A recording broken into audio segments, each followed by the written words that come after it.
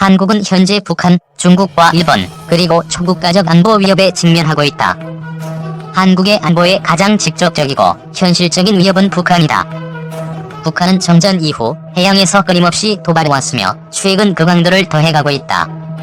북한의 도발 중 약 55%가 해상 도발이었고 1990년대 들어서는 약 80%가 해상 도발이었다. 2010년 3월 천안함을 폭침시킨 북한은 같은 해 11월 주민들이 거주하고 있는 연평도에 무차별 포격을 감행했고 2012년 12월 12일에는 장거리 로켓은하 3호를 발사했다. 2012년 8월 김정은은 소형 목선을 타고 연평도를 포격한 포대가 주둔하고 있는 무도 주의를 순시하면서 연평도 포격 포대에 영웅 칭호를 부여했다. 필요하다면 앞으로도 무력 도발을 계속하겠다는 의지를 표현한 것이다. 북한은 국지도발은 물론 전면전을 수행할 수 있는 해군력을 보유하고 있다. 북한의 주요 해군력은 잠수함과 고속유도탄장, 고속공기부 양정 등 비대칭 전력으로 구성된다.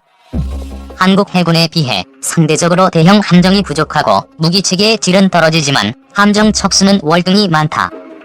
특히 70여 척에 달하는 잠수함 전력은 한국 해군을 압도하고 있다. 북한은 동서해안에 다수의 지대함 미사일과 해안포를 배치해 북한식 반접근, 지역거부 전력으로 활용하고 있다. 향후 북한은 해양에서 잠수함, 해안포 또는 지대함 미사일로 우리 해군 함정을 공격하거나 공기부 양정과 헬기 그리고 특수부대를 활용해 서북 도서를 기습적으로 강점하는 등 다양한 형태의 국지도발을 감행할 가능성이 높다. 따라서 남북관계에 근본적인 변화가 없는 한 한반도 주변 해역은 긴장이 늘 존재하는 해역으로 남아있을 것이다. 중, 항모 취역 2달 만에 항모 탑재기 이착함 훈련 성공. 한국은 북한 위협뿐 아니라 주변국의 위협에도 대처해야 한다. 동북아 지역에는 국가 간 협력기구 등 긴장 완화 장치가 없을 뿐 아니라 해양 영토 분쟁과 같은 위기 촉발 요소도 상존하고 있다. 주변국은 해양에서 분쟁이 발생할 것으로 예상해 해군력 증강에 총력을 기울이고 있다. 중국의 경우 21세기 해양강국의 기치 아래 해군력 강화에 박차를 가하고 있다. 특히 반접근, 지역거부 전략을 내세워 해군력 건설에 주력하고 있다. 중국은 미국의 이지스함과 유사한 위상 배열 레이더를 탑재한 로양 II급 구축함 한 척을 2012년 취역시켰고 향후 3척을 추가로 확보할 계획이다. 이로써 중국은 자국 해군의 대공방어 능력을 한층 강화시켰다는 평가를 받고 있다.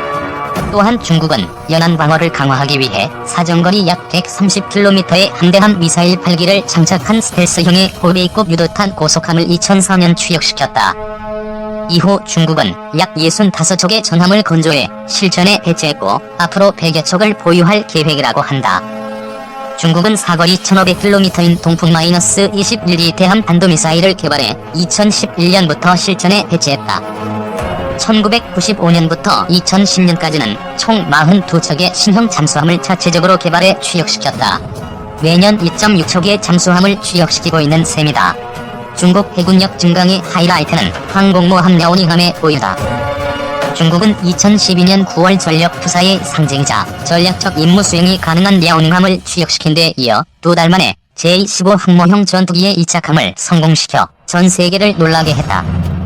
중국은 2020년까지 2에서 3개의 항모전단을 보유할 것으로 보인다. 1. 경항모급 2만톤급 호위함 2척 추가 확보. 일본 역시 조용히 해군력을 증강하고 있다. 일본은 2010 항위계획 대강에서 중국과 북한의 위협을 크게 강조하는 한편 이에 대한 대비책으로 기존의 기반적 방위력 소규모 침략에 대비해 위협에 상응하는 전력을 구축. 소련 겨냥 개념을 폐기하고 동적 방위력 개념을 도입했다. 일본은 이를 위해 기동성, 유연성, 지속성, 그리고 융통성이 융합된 전력 건설을 추진하는 한편 군사작전 범위를 확대하고 있다. 예를 들어 해상자위대는 기존의 4개 호위대군과 5개 지방대를 4개 호위대군과 4개 호위대로 개편해 전투함정 48척 체제를 갖췄다. 잠수함 전력은 기존의 16척 체제에서 22척 체제로 바꿨다. 아타고급과 콩고급 이지스 구축함을 기존 6척에서 8척까지 늘릴 예정이며 13,500톤급 헬기 탑재 호위함도 현재 2척에서 향후 2만톤급 2척을 추가 확보해 4척을 보유할 계획이다. 중국과 일본의 이 같은 해군력 증강은 한국의 잠재적 위협일 뿐 아니라 영토 분쟁이 발생하면 언제라도 직접적인 위험 요소로 돌변할 수 있다. 영토 분쟁은 무력이 동반될 가능성이 높고 전쟁 발발의 주요 원인이 된다. 전쟁의 단계 이론에 따르면 영토 분쟁은 무력 분쟁과 동맹의 개입, 그리고 군비 경쟁이 동반될 경우 전쟁 발발 확률이 약 90%에 이른다. 우리 해군 최초의 원양기동전단인 제7기동전단이 2010년 2월 1일 해군작전사령부 부산계지에서 창설식을 갖고 있다.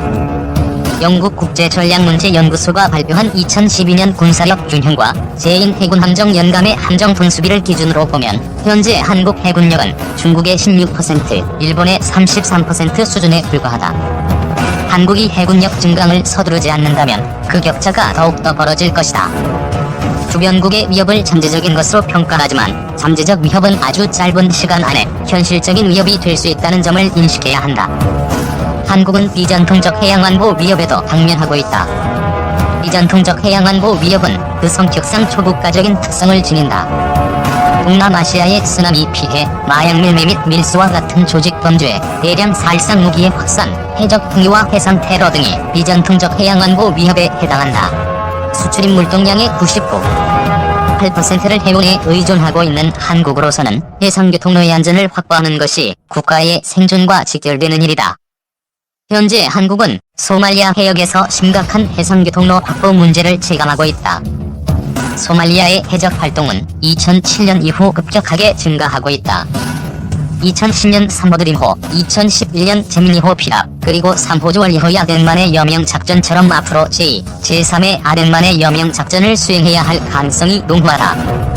소말리아를 포함한 동남아시아의 해적 행위는 지속될 것이고 해양을 이용한 국제적 조직 범죄는 점차 늘어날 것이다. 게다가 불량국가나 테러 조직에 의한 해상 테러와 WMD 확산과 같은 불법적 행위는 계속될 것이다. 기동함대는 3중 위협 극복의 유일한 대안. 냉전시대 해군의 임무는 군사적, 외교적 역할에 한정됐다.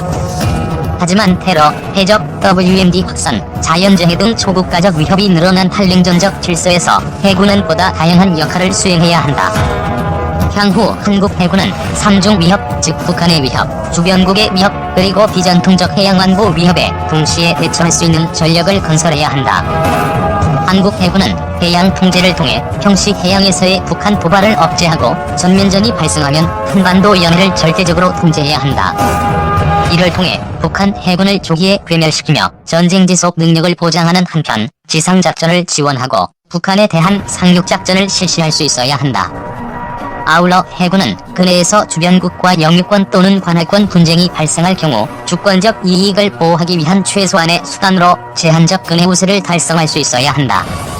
제한적 근해 우세는 북도와 여도 등에서 분쟁이 발생할 때 주변국 해양 전력의 30%가 투입된다는 것을 가정해 우리 해군이 이를 억제할 수 있는 개념을 말한다. 근해에서 우세를 달성하는 것은 주변국과 한국의 상대적 국력을 비교해볼 때 무리한 목표일 수도 있다. 그러나 필요한 시기와 장소에서 필요한 기간만큼 우세를 유지하는 제한적 우세를 달성할 수 있다면 국가 익수에 큰 기여를 할 수 있는 것이다. 한국 해군은 원해에서 비전통적 해양안보 위협에 대처할 수 있는 작전 능력을 확보해야 한다. 현재 한국 해군은 각 해역의 해역 함대를 배치해 북한의 전면전과 국지도발에 대비하고 있다. 이러한 상황에서 요구되는 전력은 북한과의 전면전이 발생했을 때 해역 함대와 함께 해양 통제를 달성할 수 있어야 한다. 주변국과 영토 분쟁이 발생할 경우 해역 경비 전력의 차출로 인한 전력 공백 없이 독자적으로 주변국과의 대결에서 제한적 우세를 통한 해양 균형을 달성할 수 있는 전력이어야 한다. 또 국제적 해양안보 협력 체제에 적극적으로 동참해 독립적인 원해작전을 수행할 수 있는 전력이어야 한다. 이러한 소요를 충족할 수 있는 전력의 형태는 기동함대다. 기동함대는 전력 투사를 목적으로 조직된 기동성과 융통성, 접근성, 그리고 독자적 작전 운용성이 높은 전력이다. 1982년 4월 2일 영국으로부터 14,000km나 떨어진 외딴섬 포클랜드에서 영유권 분쟁이 일어났을 때 대처 수상은 100척이 넘는 함대를 지구 반바퀴 거리에 있는 포클랜드로 출동시켜 480km 거리 밖에 떨어져 있지 않은 아르헨티나의 군대를 굴복시켰다. 이처럼 해상 영유권 분쟁에는 적극적 대응 전략만이 승리를 가져온다. 기동함대에는 이지스함, 구축함, 대잠 초계기, 그리고 중대형 잠수함 전력 등이 포함돼야 한다. 기동함대 전력은 북한 또는 주변국과의 함대 결전에서 결정적인 승리를 할 수 있도록 다양한 표적에 대한 장단거리 정밀 타격 능력까지도 갖춰야 한다.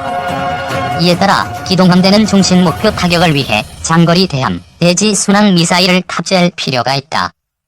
기동함대는 방어를 위해 북한의 항공기 공격과 미사일 공격에 대처할 수 있는 함대 방공 능력과 자함 방공 능력, 그리고 탄도유도탄 방어 능력을 보유해야 한다. 또 북한과 주변국의 수중 공격을 감지하고 차단에 이어 공격까지 할 수 있는 대장전 능력도 갖춰야 한다. 이를 위해 기동함대는 고정익 및 회전익 공중 초계와 항공 공격 전력, 그리고 함대공, 공대함, 공대지, 공대잠 미사일 등을 보유해야 한다.